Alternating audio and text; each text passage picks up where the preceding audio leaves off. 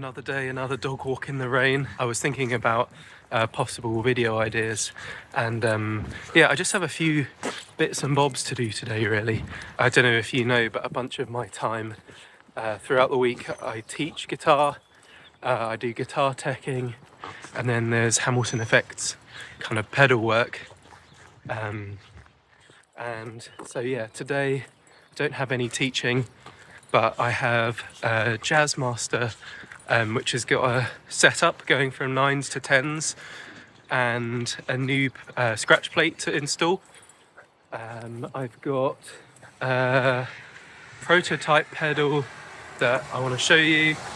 I've got one to finish off as well actually, because I've been working on the kind of Hamilton Effects line in anticipation of the noisemaker market coming up at the end of March, and in general for Hamilton Effects stuff going forward.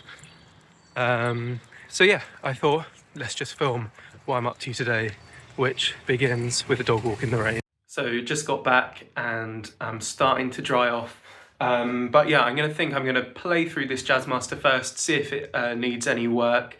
And I thought I would show you to begin with a couple of little bits. So this is the cab that I'm gonna be playing through. There's lots of children's fingerprints on it. But I actually made this cab just over a year ago.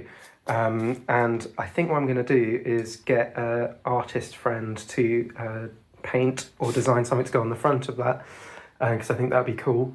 Part of me would like to try and do it myself, but yeah. And that is a 2x10. It's got a Jensen and a Celestian in there for two different kind of flavours. And I also built a power amp into the back of it as well, so you can use it as a normal cab or as like a powered cab, which is what I'm going to be doing this morning from my HX Stomp. This little amp I inherited from my granddad, taking the top out because it is not safe to use. I'm going to rebuild it from scratch at some point, but it's just one of those projects that's kind of hanging around on the back burner. So right, I'm going to get this all set up and we're going to play some music. So I always start with a sound that I know well. So the Tele, this is the guitar that I use when I'm designing. It's just the one that I gravitate towards most. Got it in D standard at the moment.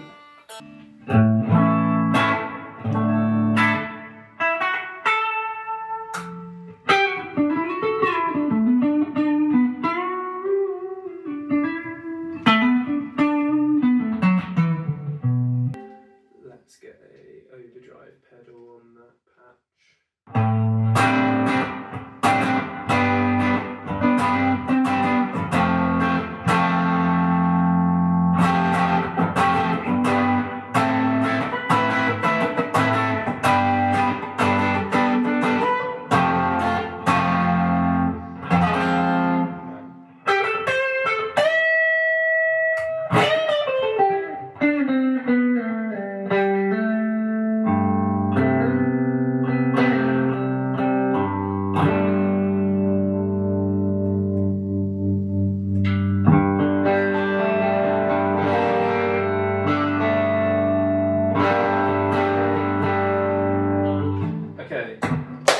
Let's have a quick play with the Casino because it's fun.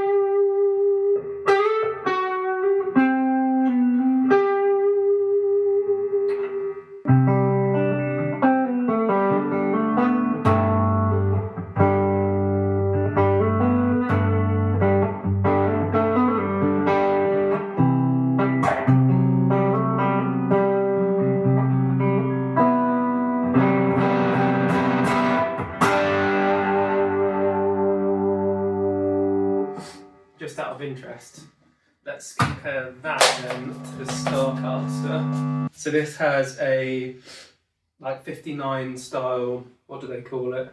But like one of those Gibson humbuckers here, and then a humbucker sized P90 here in E flat, D flat, I mean, so C sharp standard.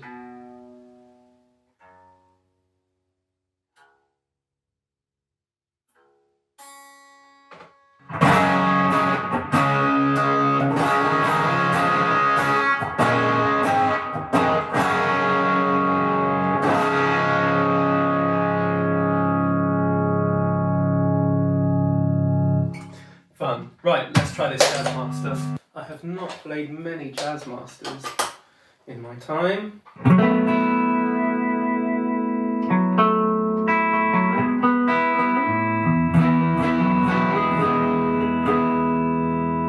So the output's kind of hot.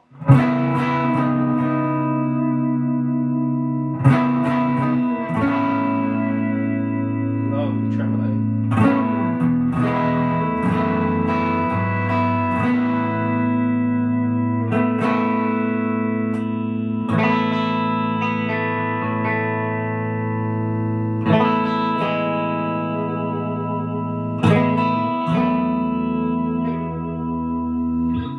Do you like the sound of this trem, but I feel like it's either in the way or not accessible.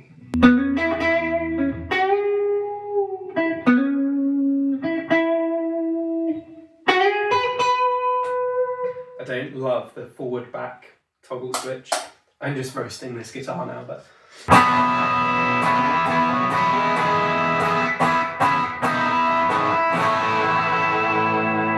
Oh, that ring at the top there.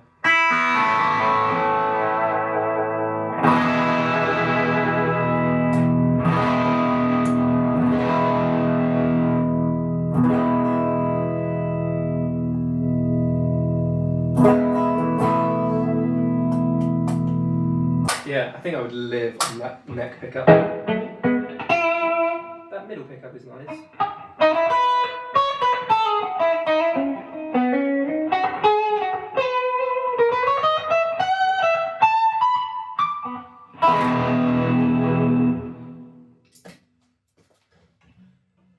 Right, let's get to it.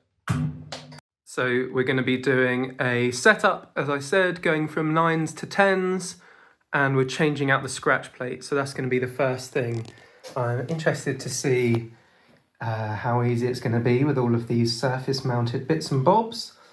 But yeah, let's get the strings off and have a look. Okay, so we've got the scratch plate off.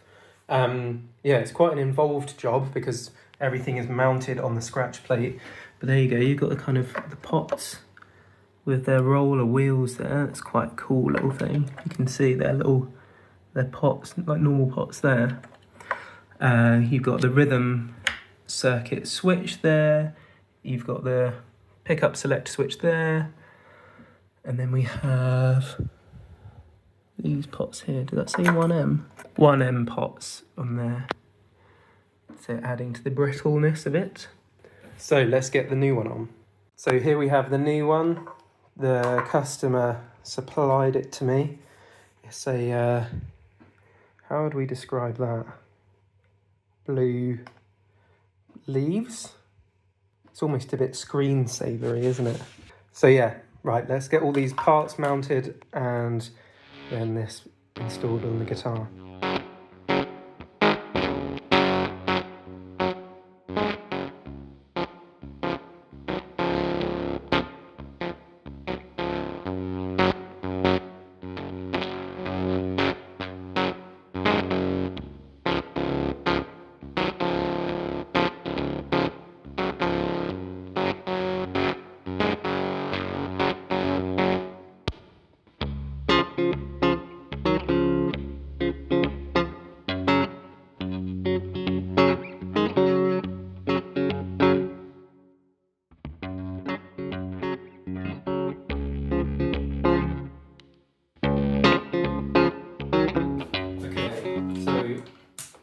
We're going to be recording direct in from the HX Stomp this time, just so that we get a little bit, you know, of a nicer recorded signal. Again, like I said about the Tele, this is the setup that I use when I'm testing stuff, predominantly at least. And so it's good to have a bass line, you know. As in, well, it's good to have a bass line if you're playing some music. But what I meant was, it's good to have a level, you know, something to compare to. So the main thing the customer wanted was this new scratch plate, but they wanted a basic re-string and setup too. So I've cleaned it up a bit, adjusted the bridge height. The action's pretty good anyway. Let's see what noise we can make. So, neck pickup.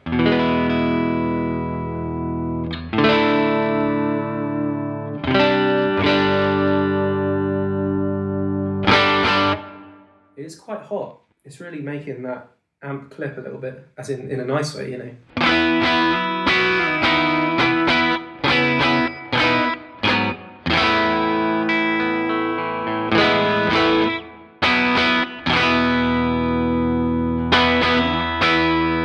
Middle.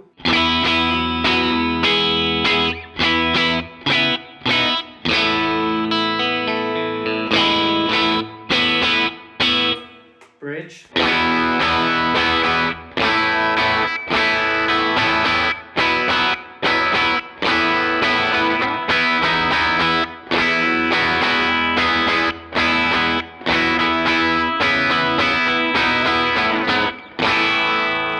Rhythm.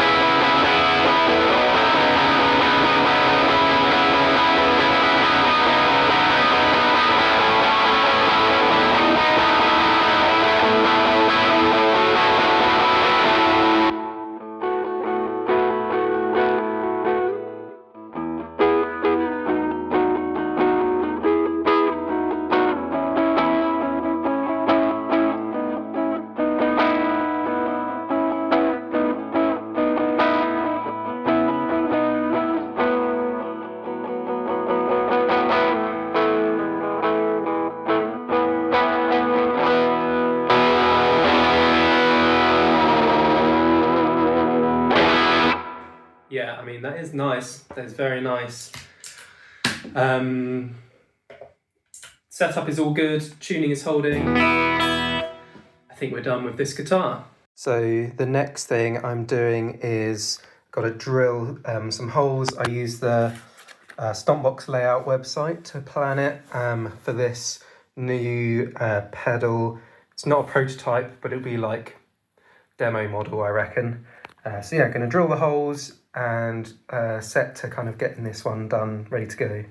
So that's the drilling done, and I'm trying out a new finish for this range.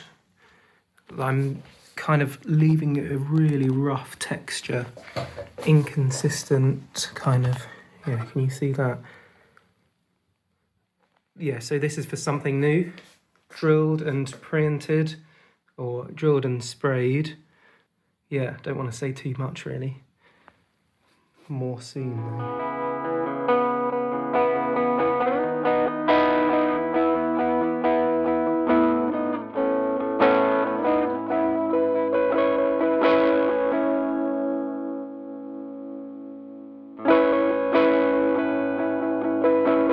Just come into town to meet a couple friends for a coffee.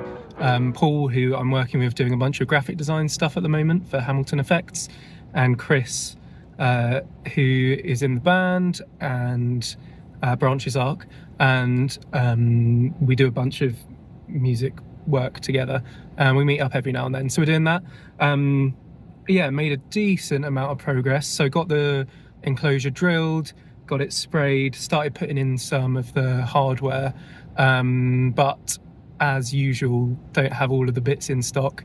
Stuff is arriving today, but it wasn't there when I left, so hopefully when I get back it'll be there. and we could finish off that pedal. But yeah, coffee time. So it's a few hours later, and yeah, made some good progress with the pedal that I was working on. Here you go. This is a pedal that I've been working on for a while. Will come as part of a bigger piece of work that I'm doing, but it is an updated Embers in the smaller form factor.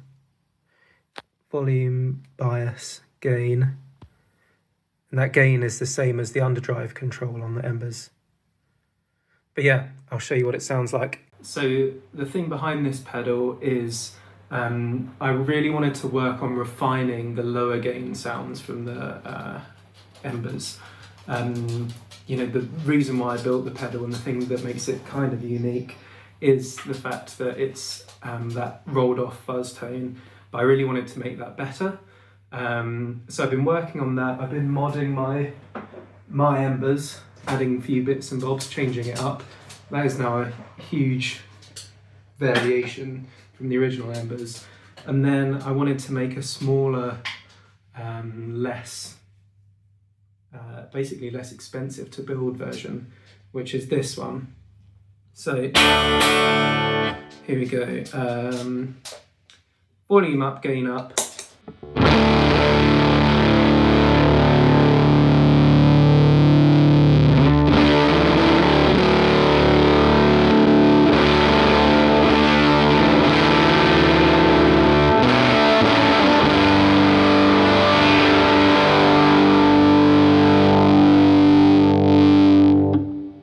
Other bias setting.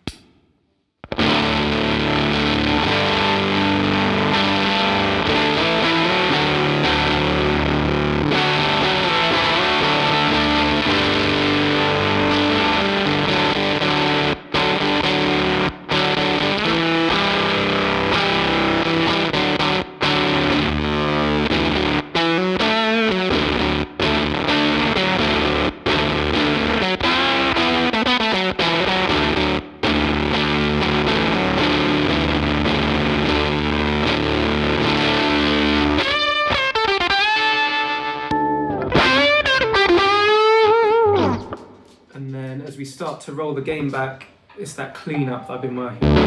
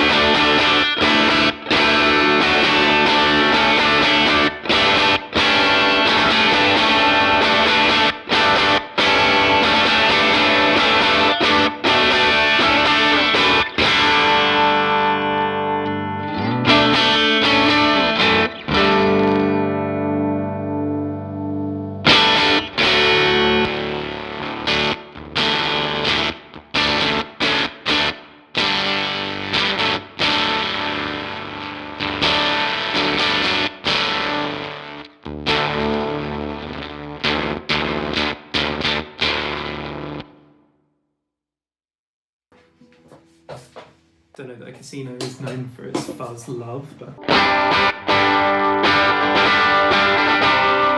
can't not just do strumming on this guitar, man. So yeah, even with the really low gain, it kind of just shapes the tone like a nice preamp.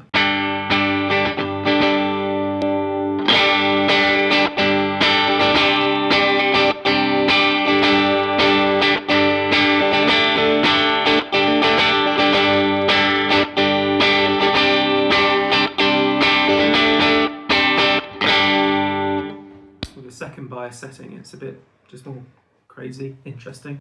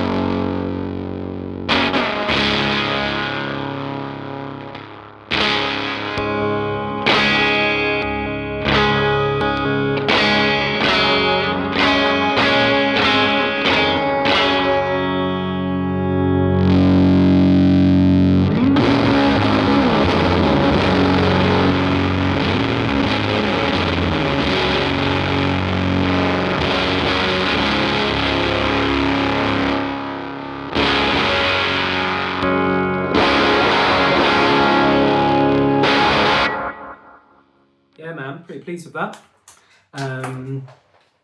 Nice to get that finished. I think my only thing that I'm not 100% sure on yet is with these visuals. The whole idea behind this is that it's a cheaper way of making it, right? I'm just going to come around so I can show you that a bit clearer. So, smaller box. The circuits are printed rather than stripboard. Not with the circuits, not with the components mounted or anything like that. I'm still hand compiling them, I guess, assembling them. But yeah, it just kind of saves time and energy a bit more of a mindful and mindless kind of task putting in. It's like a DIY kit. I've made my own DIY kit for this. So that's the circuitry. And then the enclosure, the idea is, can you see that? This is going to be part of a range called the faded range. And it's just going to be sprayed with a fairly light colouring that will wear over time. And yeah, I'm not sure exactly the price point on these, but the idea is they're going to be a bit cheaper. But yeah, and then the markings for the knobs just being with, I don't know if you can see that clearly with this camera lighting, but from a simple label maker. The only thing is whether I need some sort of Embers kind of emblem on there. But yeah, so that's the faded Embers. You'll find more about that, and basically you're only hearing about it now because you've done well watching this far into the video, and you're currently watching a video of nothing happening. But yeah, you'll find out more over the next few weeks. But yeah, faded Embers. Just while we're here, let's look at what the Embers might become. It's going to be something like this. This is my early prototype of it. So early that I haven't screwed the back in. So this obviously has a few extra bits and bobs going on, which I'll talk about at some point. But yeah, I'm just going to give you some sounds really. Back to the Tele.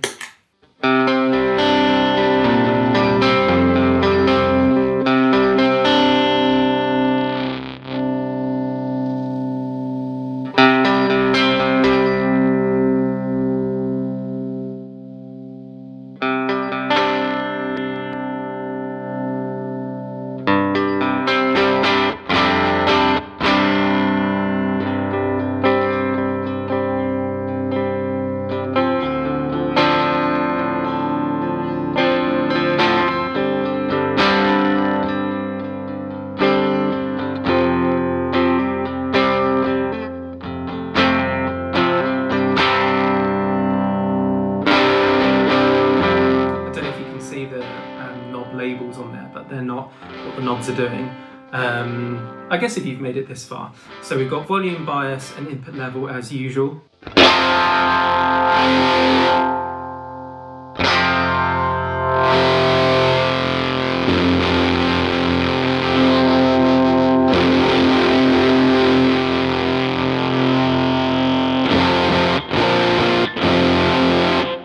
And then we've got two other controls. We've got treble roll off, so we can go from, you can hear it in the noise.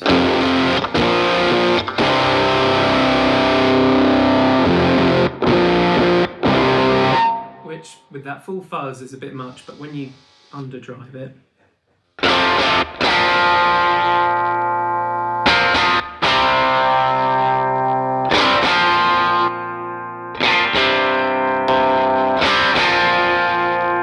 spiky, and so you can tame that a little bit. I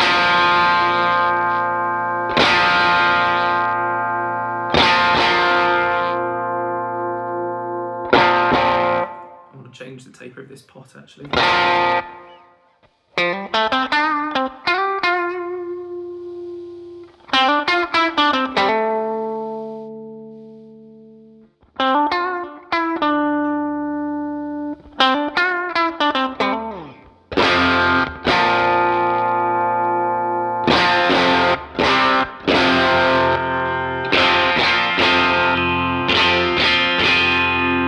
And then it's not going to be super obvious on this guitar, but this knob here, I don't know quite what I'm going to call it yet, but it blends in some low passed bass signal, so clean signal.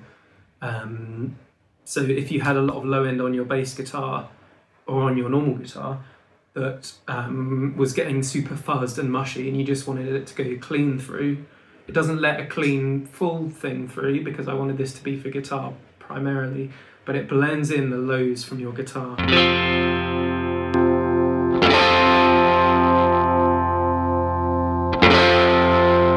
Might be more obvious on the Starcaster because it's on C# standard.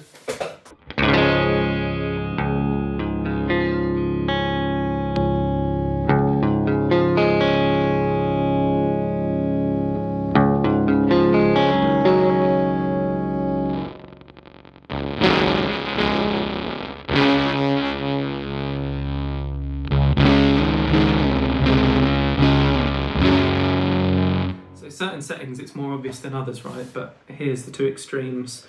So here's it off.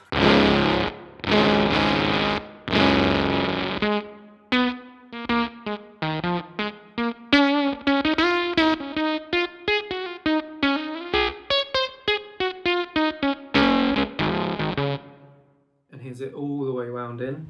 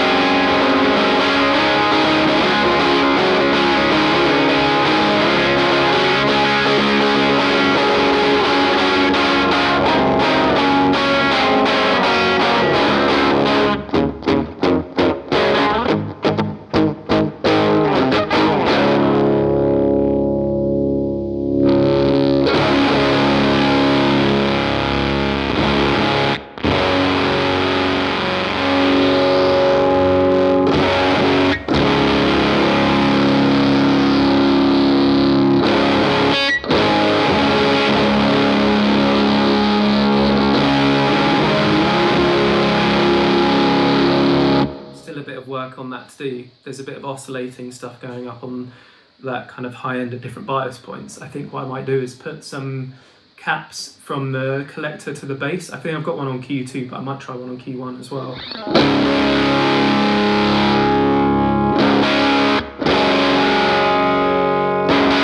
It's only really there on the really high gain.